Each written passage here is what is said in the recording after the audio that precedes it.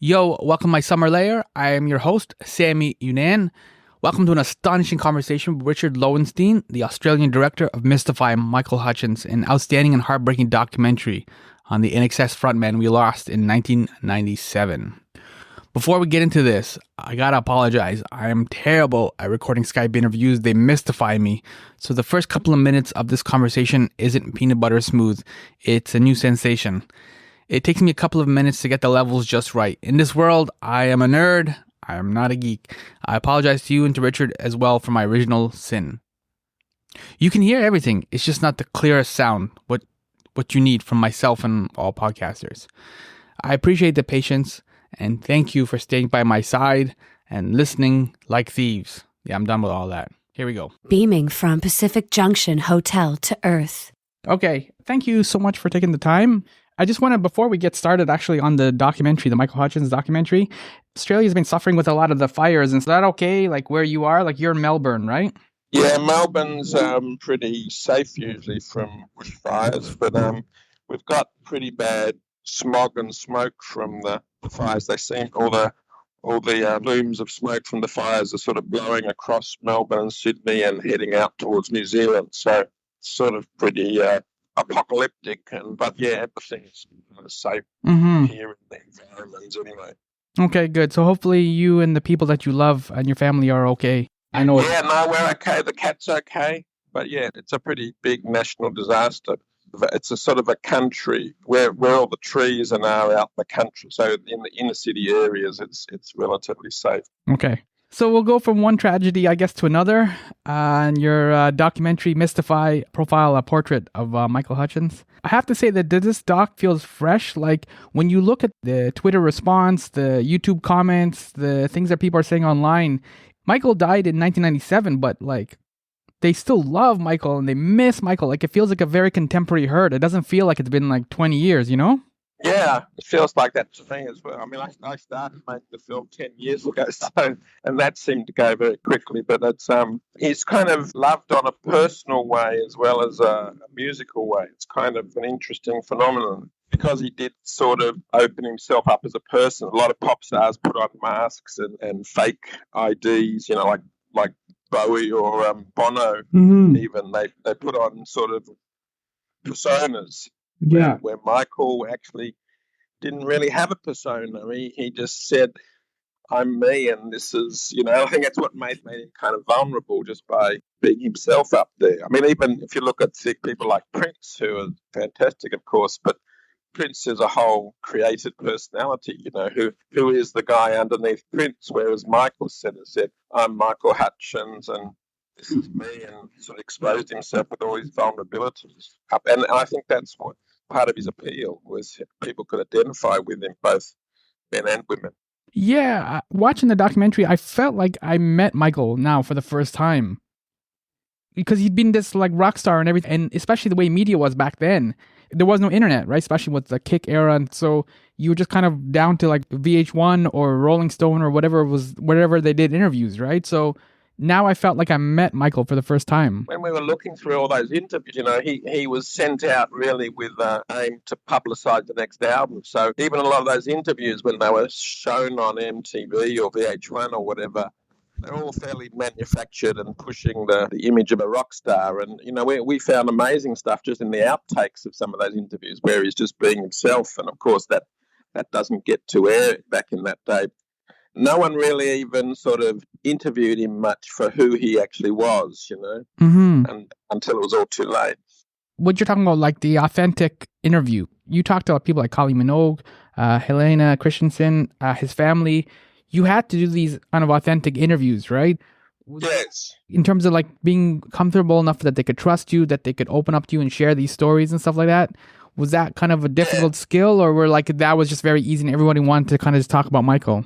Well, I got to admit, I grew up in the presence of very well-known oral historian who was my mother, who was quite an entity in Australia, like the equivalent of a Studs Terkel in America. And so I sort of grew up in that environment of how to get people to tell the truth or how to get them to relax and how to get them to trust you and everything. But in this case in particular, because I'm very close to Michael and all his partners and all the people, when you sort of you dig up an old manager, for example, who knew Michael for 10 years in the peak of his success, they remember me as a trustworthy person. So, oh yeah, I can tell my story to you, but I won't tell it to those tabloids or all the other reporters banging on my door. So I had an advantage from a number of levels, but the partners in particular, who I believed were going to tell us, a story that had never been told before, I believe, an intimate story, they immediately trusted me because of the time we'd known each other when they were dating Michael, and we'd hang out. And I'd never really, sold my story or done anything sort of scurrilous with my experience. Like a lot of the girlfriends, like Helena, Kylie, Michelle, I'd kept my experiences to myself as personal things. So it was like this little core group of friends and collaborators with Mike who trusted each other and who'd sort of kept their stories. Chris Thomas is another one. Chris Thomas, who produced 3 of their albums, was full of war stories that he could have gone to the press with, but none of us did. And so it sort of was like this little society of people who'd kept quiet, who said, well, now's the time to actually do something authentic, and now's the time to trust someone with our memories before they disappeared. Yeah, I mentioned like how the fans and people are reacting, and like it feels like a contemporary hurt, like he just passed away last year or something. It doesn't feel like it's been 20 years. Yes. And was that the same kind of thing when you sat down and you talked to like Kylie Minogue or Helena Christensen? Absolutely. It's like, a lot of us don't like growing up. And so sometimes, including Michael was, part of his story was his Peter Pan quality. And the sort of joy of suddenly snapping back 20 years as if it was yesterday is that, if you don't look in the mirror, you can actually imagine it literally was yesterday, Mm-hmm. and because nothing's actually traversed in those 20 years, the band sort of stumbled of doing reality shows and things that I think Michael would have hated, and management didn't really do anything of any great respect with his legacy, and it sort of is like a little blip that's nothing has happened, nothing legitimate. There hasn't been a great book about him, or I think Tina Hutchence has just released one that's quite good. But in the 20 years, it was just like, let's exploit him, and then the tabloids going, well, let's put these headlines out there, and let's sort of jump on this rumor that was spread, in the months after his death, and about autoeroticism. Well, let's do all this normal tabloid stuff, and then you sort of go, well, it is suddenly like yesterday because nothing has progressed, so. It was seemed to be it was time, and it wasn't just my decision. It was I ran around the group of Michael intimates, and particularly the close girlfriends, and they all said, yeah, it is time that we did something. We all did something together. Mm-hmm. Yeah, part of it too. It just feels like there's a momentum got interrupted. You know what I mean? Yes. When a band goes on tour, it's really disruptive to their family, to everything, because it's like, especially when like a band like U2 or something goes on tour, it's 18 months or the next couple of years, right? So it's a pile of momentum. You keep going city to city, and you kind of document that too in the early years for INXS, just city after city after city. Yeah, I mean, I wish I'd had more time in the documentary to sort of look at how that damages the personal lives, even though, the public out there think it's all sort of hotel rooms and sex, drugs and groupies and funsies. And of course there is fun and there's parties, but, there is sort of really tragic personal issues happening because fathers are torn away from their children. And in Michael's case, he falls in love with Kylie or Michelle or whatever, but the touring tears, there's a whole lot of interpretations to that song Never Tear Us Apart, because touring does keep you apart, keep you out of a relationship,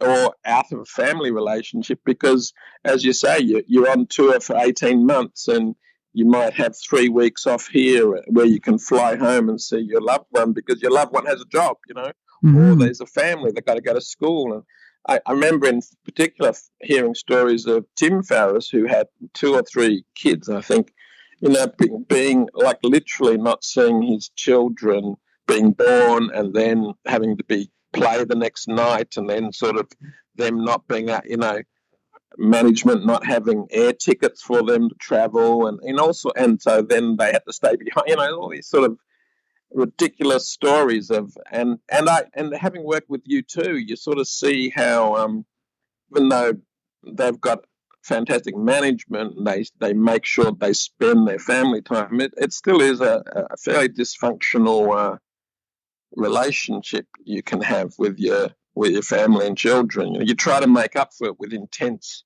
holiday periods and things, but honestly, it's like being on a soldier going away to war sometimes. Yeah. Or even like a teacher, like how you can be so busy during the school year and then you have all of a sudden summer off and then you're home all the time. It's kind of Absolutely. disruptive. My mother was a teacher, so yeah, I know that well. Yeah. Yeah. What you're talking about too is also related to love because there was a weird tension where like the INXS was wildly popular, hugely successful. And obviously, like you see, like the friends and the family that come through this whole documentary and the band and everything, he was well loved, but at the same time, he didn't necessarily either feel that or couldn't grasp that.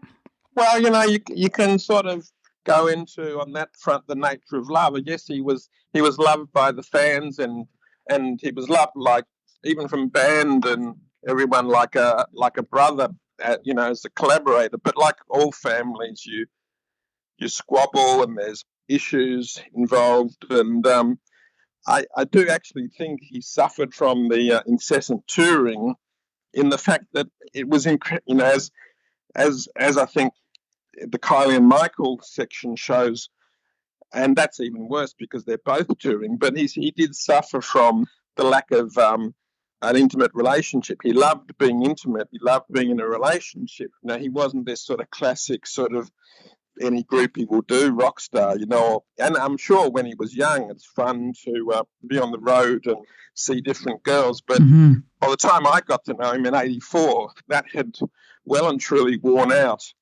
And he was just sort of desperate for the person he loved to be on the road with him. And of course, in this case, it was Michelle. She had a career and everything. So I do think there was this sort of yes, he was loved, but it was incredibly hard to put that love into some kind of manifest or some kind of real thing, because like a lot of us have, I mean, if I compare my life at that time, I was in a stable relationship that, with that person I would see the most part of the year and, could be with and do things with. And Michael would wake up in these incredible places as a touring rock star, and he'd wake up and he'd spend the night, singing to 50,000 people, but he'd wake up alone. Yeah. Unless there was someone from the party before but not so much just for the sex of the night. He'd want to wander around Prague or wander around Paris or wherever they were, for their day off, but there's no one there. And he did. It's no coincidence that after that, Michelle, there is one missing girlfriend in the film who wouldn't talk, and there was a girl called Johnny who went on tour with him for 2 years and enacted that sort of, he did get that for a moment. But I do think there is part of the story of the film is this search for love, and in all its different forms. He wanted respect from his band, and he wanted, the love of the adoring crowds, but he also wanted the love of a partner that he loved back, and sometimes that was incredibly difficult. You look at Helena Christensen's career, Kylie's career. Michelle Bennett was a film producer who had to be on call in Sydney, and it was sort of tough. It's not a it's not what the cliche always says. It's not the Ozzy Osbourne life where you can just spend 10 years, having sex, drug, and rock and rolling and think that's great. Yeah. So with that in mind, then, from your perspective, would you classify this as like a love letter to Michael?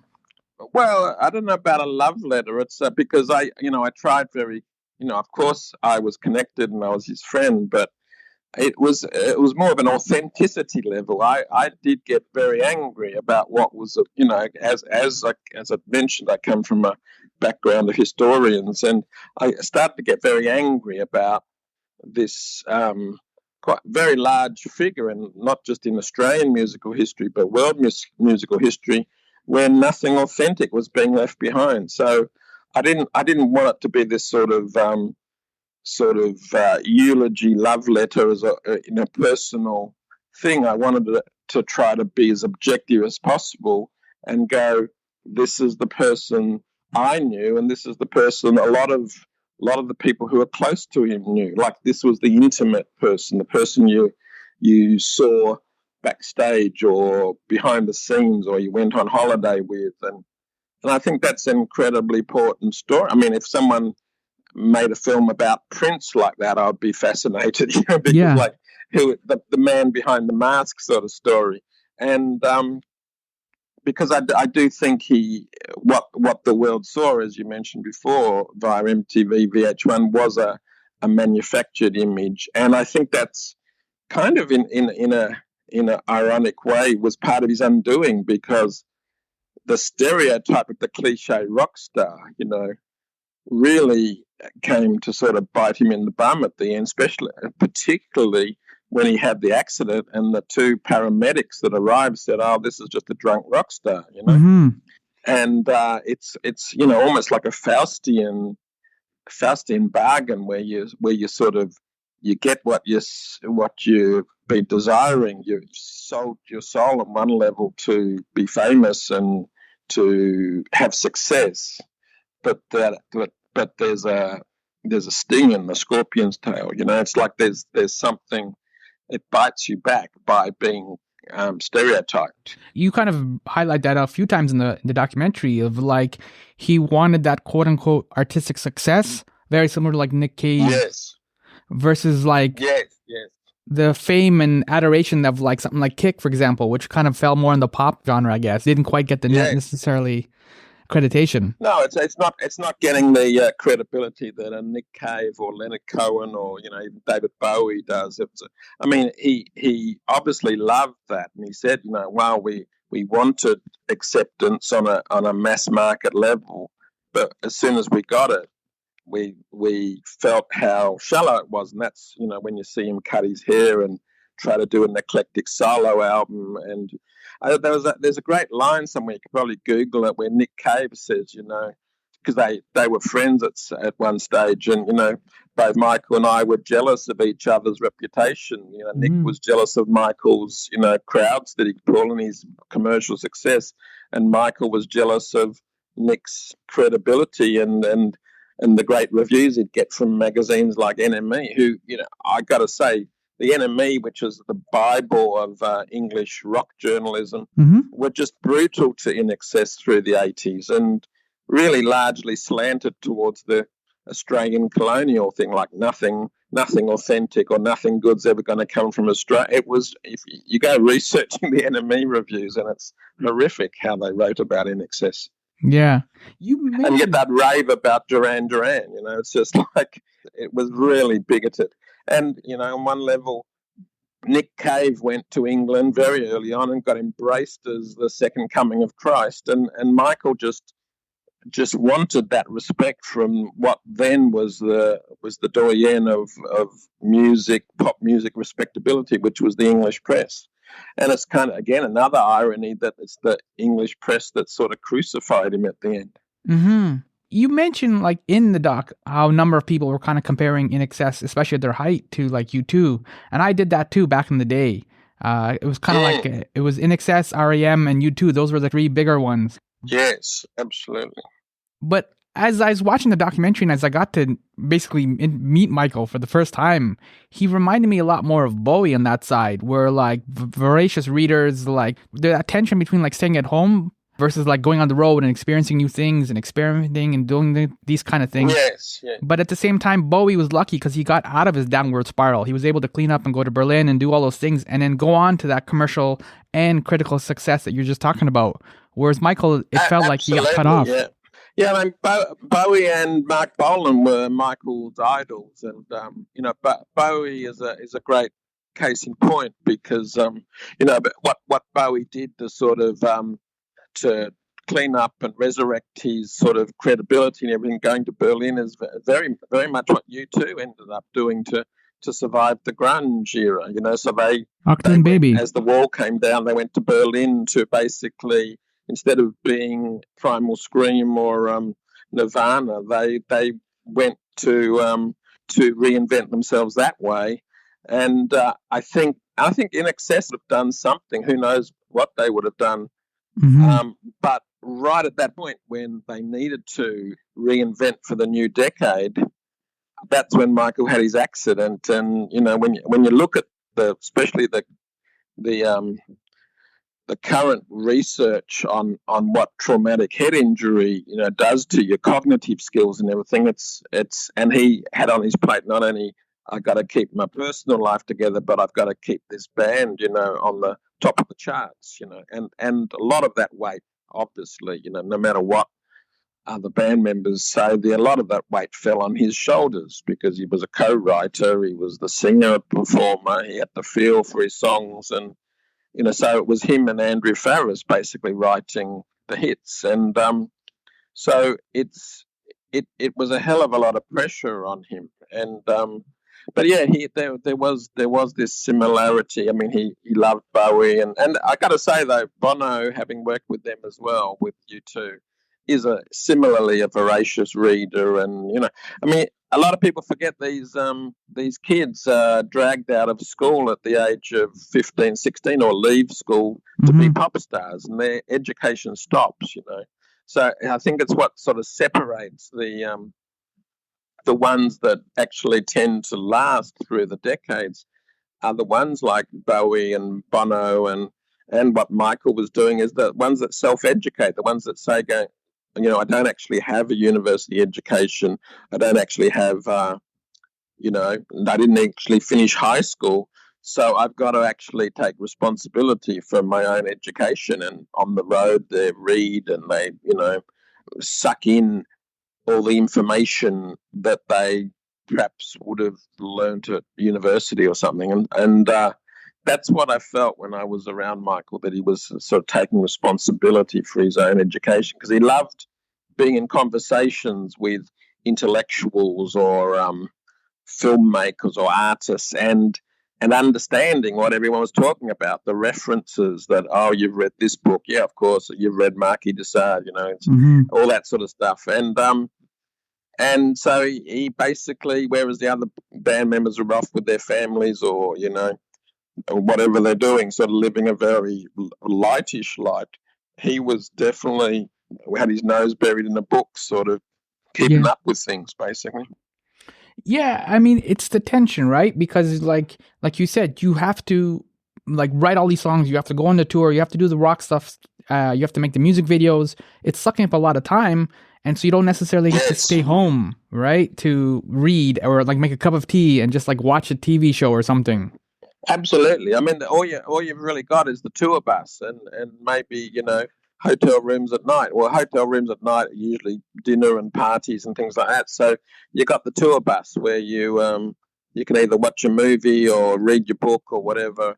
And so yeah, but every almost every hour of your day is full. You wake, as mentioned, the filmer, one of his managers. You wake up, you got 10 interviews, you got to play that night, and everyone's throwing all this stuff, and they'll say, you've had a day. We'll give you a day off on Sunday, maybe if you're lucky.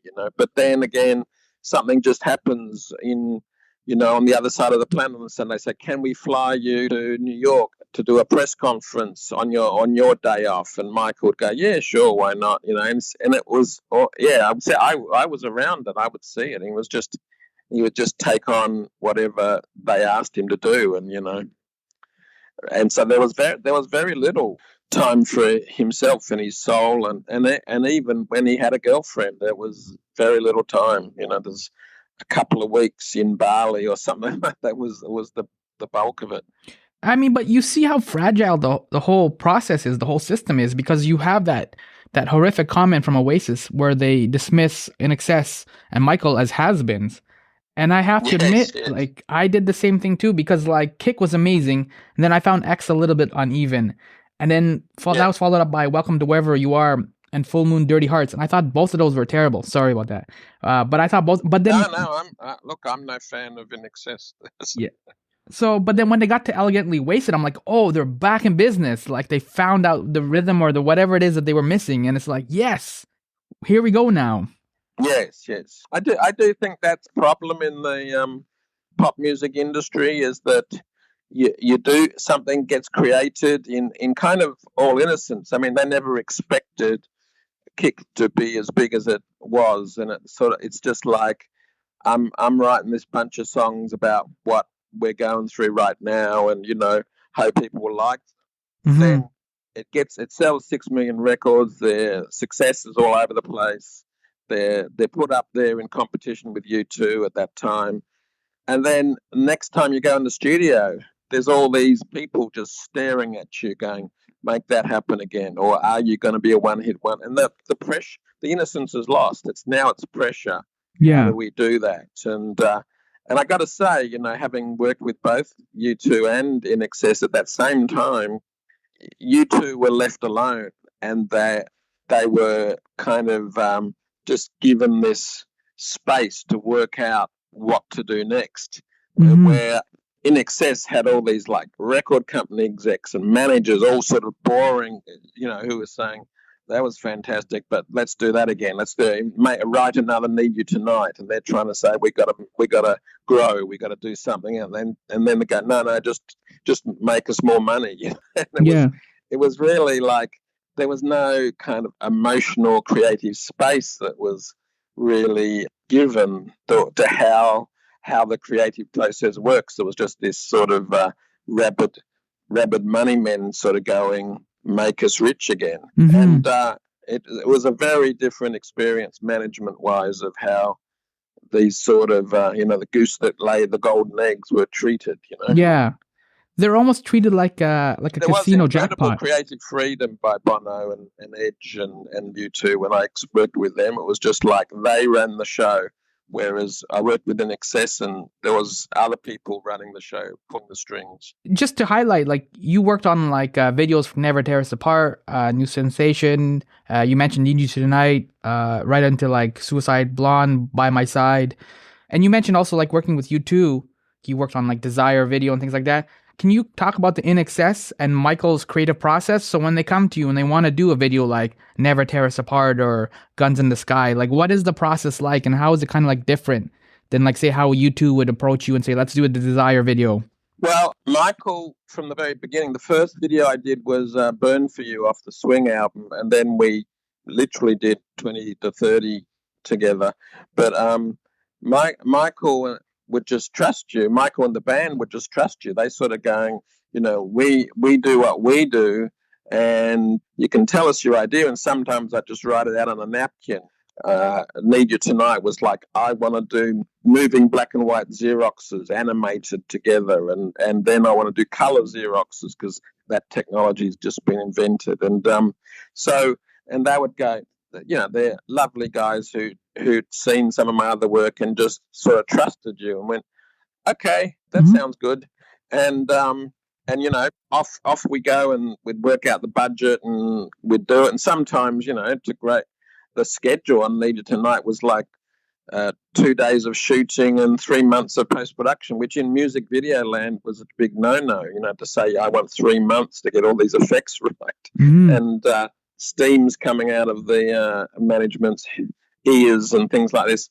Whereas with U2, it's very much concepts and ideas and I'm not sure what's more valid or not, but it's a valid way of working. But Bono and Edge would be sitting there discussing concepts and things that the songs meant or what their themes they were talking about. And I clearly remember, in contrast to how Need You Tonight happened, that Bono would.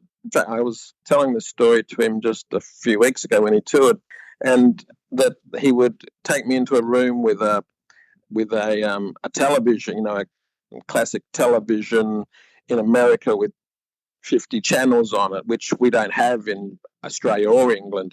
And he's just flicking between the channels and saying, see that, how it's all just a jumble of different media.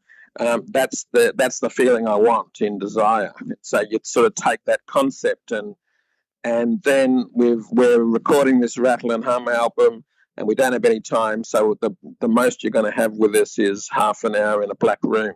So sort of take that concept and do what I can with it, Yeah.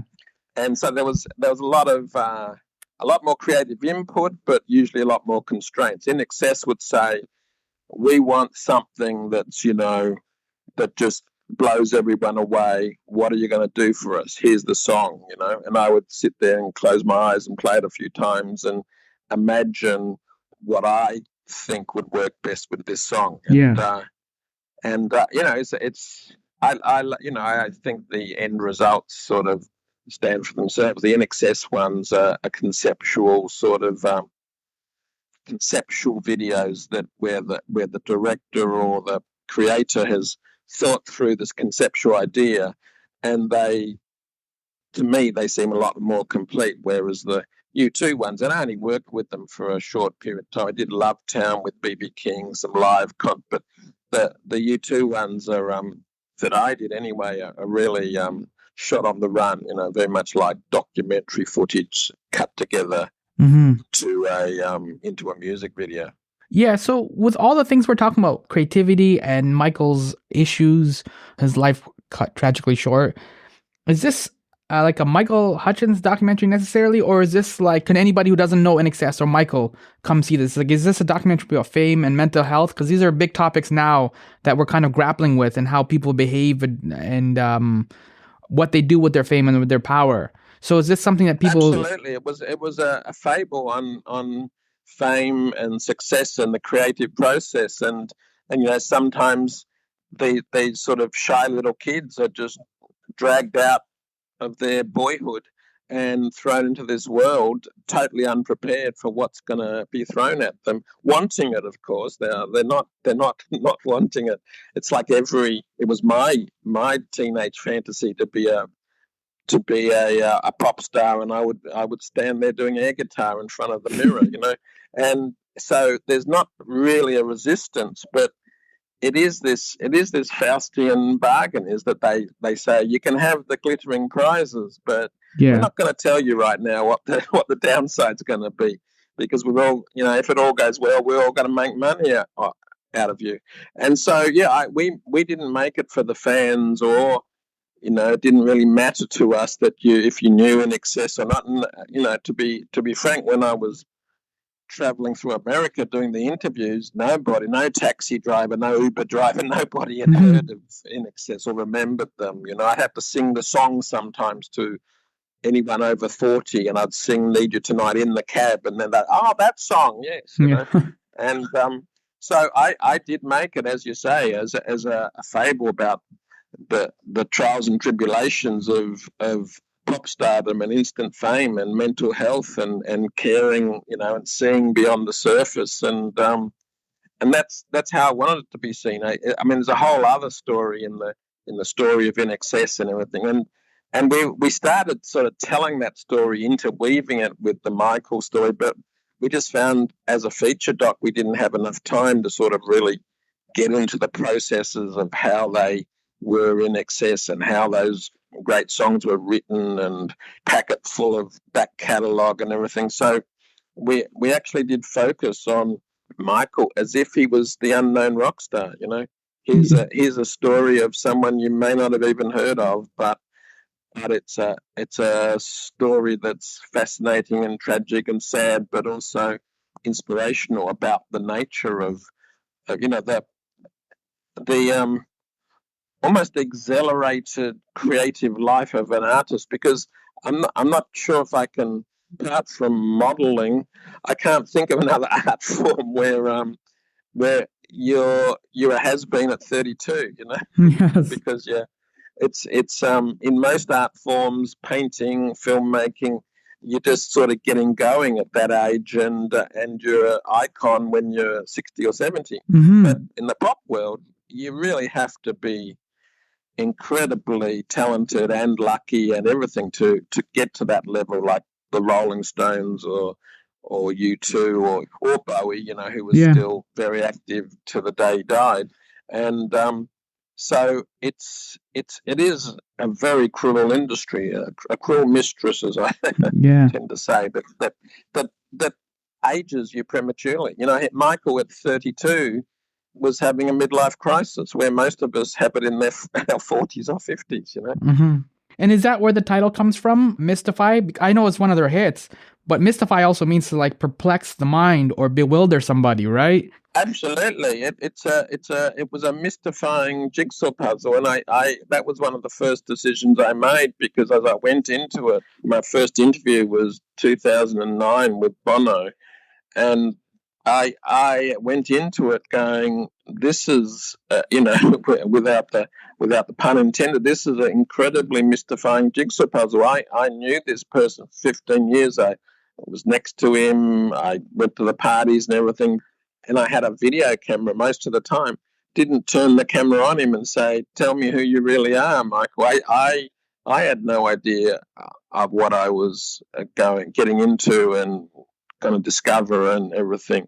And I just sort of stood by him like a lot of Australian mates do, and went along for the ride, and without actually turning and going, who the hell are you, and what makes you tick, and tell us about your childhood, and so it was a journey of discovery for myself and as well, and it was incredible. It was a mystifying jigsaw puzzle. Yeah. So then when I asked you, like, were people comfortable trusting you and confiding with you and telling you these stories or whatever, and the way you're just talking about now about the Bono interview at the beginning, they almost don't seem like interviews. They almost seem like therapy sessions or something. Is that a more accurate description? Yes. That's very perceptive, because we would go into a dark room. I did start filming the interviews, but we stopped that, within the first year or so. But I would go into a dark room, and again, that goes back to what I used to observe with my mother, as I was my mother's sort of tape recorder guy when she would get these people down to talk, sit them in a room and talk to them about the Great Depression, and very similar thing would happen. She would become like their therapist, and stories would appear that they'd forgotten and everything, because that's the sort of intimacy I wanted. I would sit down with a tape recorder or sometimes a recording studio in a dark room and say, there's no time constraints. We can go as long as we like. And everyone would start with saying, oh, I'll be finished in an hour. And then, 5 hours later, they're still going, Yeah.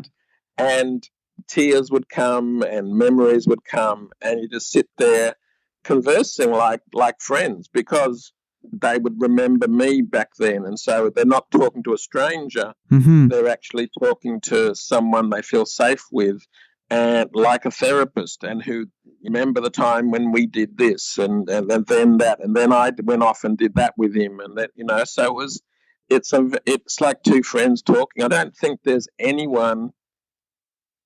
a few people who appeared in his life at the very end, but the majority of interviewees, and there's 30 or 40 more that didn't make it in the film, but the majority of them I knew as a friend, even if it was a friend 20 years ago. And so there was this element of therapy coming out, because a lot of us had bottled up stuff over the last 20, 30 years, Yeah. And there was a lot of tears happening. So this might be a personal question. I apologize, but then do you feel like this was closure then, or cathartic, or how would you describe it? Like, do you feel like you've said what you wanted to say now? I think it's cathartic for a lot of people, including the fans, because I got to say, people didn't seem happy with what the tabloid headlines and the rumors, and it's like, even if you sort of go, autoeroticism, that's the old naughty rock star we know. There's still these question marks. It doesn't quite make sense, So it was definitely cathartic for me, because not only did I find out a lot more about my friend, but I felt that I felt I owed him, and history owed him, but I owed him, and I was the only person, because of all my connections and the amount of footage I actually had myself, that was going to do this. But so I felt, that it was cathartic for me personally, professionally, that he'd changed my life in a variety of ways. Not only the work and the reputation that helped my career with, but the employment at certain times, but also cathartic for this sort of group of friends who just sort of go, who were there going, the story's never really been told properly. And sometimes there'd be some TV special that would appear, or, just as we were making the film, I think one of our local channels here did a whole 2-hour documentary. And you'd get this string of phone calls from the inner sanctum of Michael friends going, that was disgusting. I watched that for 3 hours, and nothing I saw reminded me of the person I knew, or the musician he actually was. It was just I don't know what it was, it was, and that wasn't the first time that had happened. So I do think, from my experience, the response has been incredibly positive, in that, they would, it is only 1.5 hours, so it's very hard to tell a life in all its full dimensions in 1.5 hours. But people were saying, as much as you actually can, you've captured who he actually was, the element of the Michael we knew and loved, And there's a hell of a lot more there to tell, Sometimes I wished I'd had one of these, 4 to 6 hour documentary series to go into, because we certainly had the footage but so there's over an hour of DVD extras of bits that didn't make it into the film, and there's people go in who expecting the INXS story, don't get it, the INXS story. They don't get how all those albums were made, and wallow in the music and all that. But that's another story, another film, I think. You're fortunate because, obviously you knew Michael and you hung out in that circle and you went on vacation and things like that with Kylie Minogue and stuff. I've seen you talk about that in other interviews. But you mentioned earlier before about Prince and Bowie. His birthday is tomorrow. When these people pass away, the fans like us, when you saw like Michael's life cut short in the middle of that, like we talked about the momentum, you don't have a way to respond or to kind of say what's in your heart and like how much that music meant to you and what he brought and how he changed your life. You got lucky with Michael in that you were able to say, like, this is where I'm at. Like, here's the closure that you were looking for. You know what I mean? You got to execute it and say it in an articulate way. We just always kind of bumble around for words. Yeah, no, I was lucky on a number of ways, lucky that those events and those connections happened to me, but also incredibly lucky that I kept a record of a lot of it. Though, as I said before, I wish I'd sat him down and done a talking head interview, where it was just two friends shooting the shit. But but I did have in my attic this amazing footage that some of it I didn't realize was there until we started the film. But I knew I had all the outtakes to the music videos. I knew I had some background, some behind the scenes video and stuff. And I also knew I wasn't going to give it away to anyone. I just said, that's there. So I knew I had the access to these people. So I do feel I was in a very lucky position.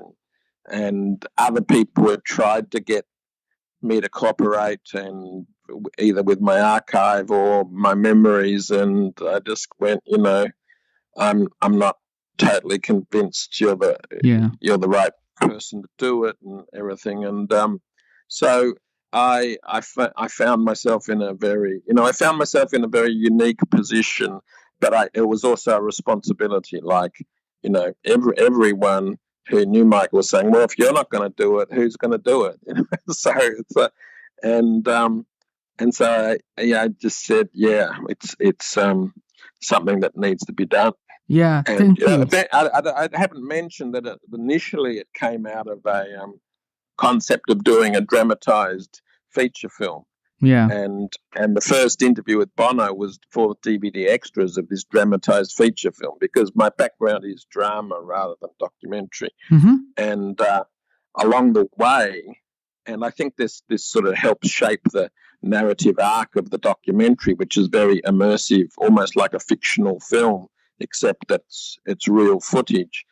Along the way, it just the idea of getting an actor to imitate him and doing it all that way, it fell away, because it's sort of like I would look at Michael's footage and I would look at, a screen test of an actor or whatever, and I just go, it's never going to be right getting someone to pretend to be him or inhabit his spirit or whatever. I mean, that might find a market, but what I felt was more important for me was to actually use the real Michael in the story about his own life. Like, I saw Bohemian Rhapsody, and it's a fine film. It's okay as a film, but I don't feel like I knew or understood Freddie Mercury better, if that makes sense. No, and the same with The Doors. I thought The Doors was a fine film, and Val Kilmer did a great job with Fantastic Jim job. Morrison. But then, it's not the real Jim Morrison story. It's got a role and it's got a market and everything. And one day, that might happen with Michael if there was enough interest. But before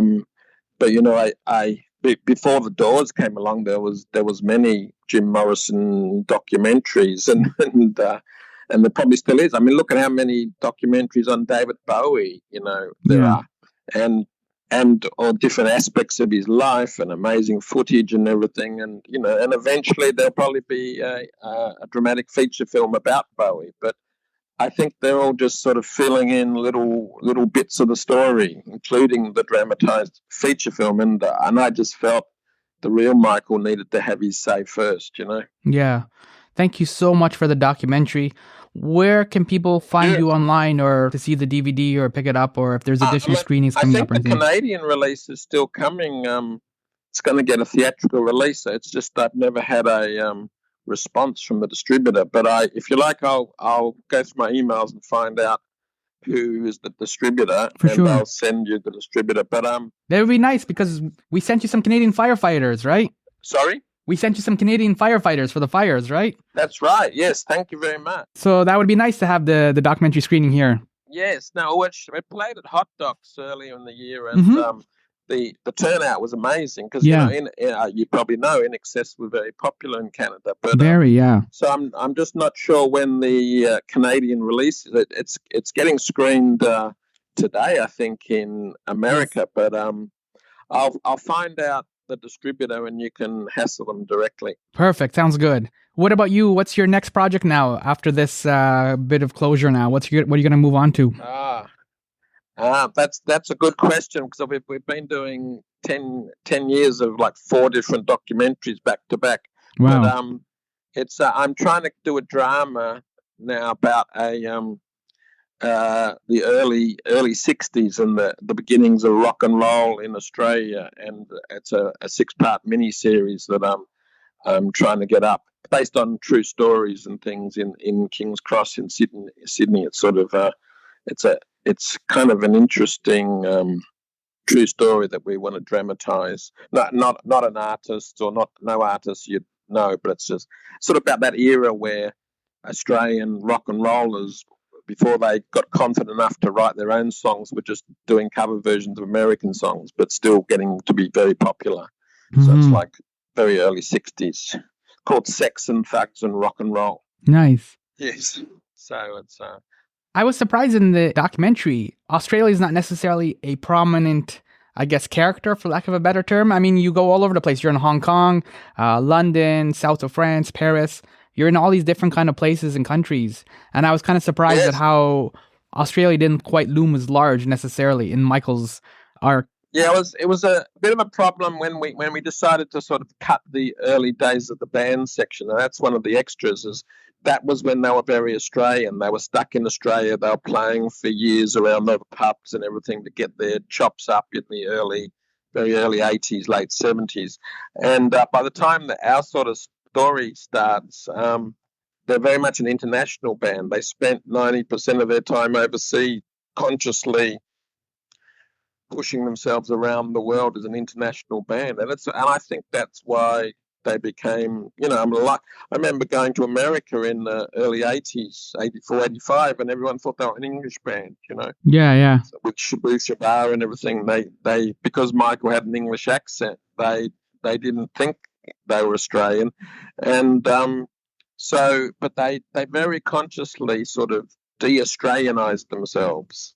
And even though they would love Australia and they, here was a homecoming, but literally their concerts, they have big concert maybe around Christmas time or something, and then they'd head back on tour, to conquer the world. Mm-hmm.